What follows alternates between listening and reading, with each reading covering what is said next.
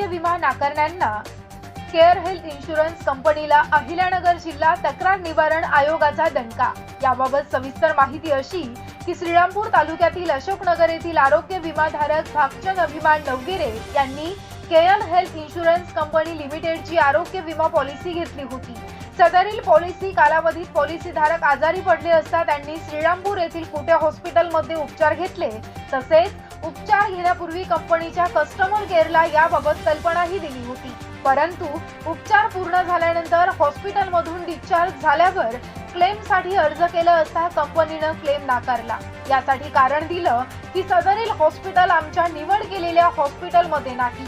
त्यामुळे ग्राहक भागचंद नवगिरेंनी अहिल्यानगर ग्राहक तक्रार निवारण आयोगाकडे दाद मागितली।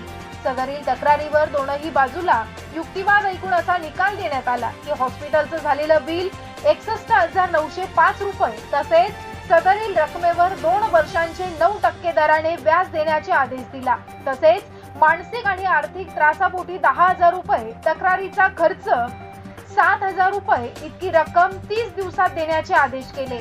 सदरील तक्रारीकरिता ॲडव्होकेट सिद्धार्थ वाघमारे यांनी काम पाहिलं।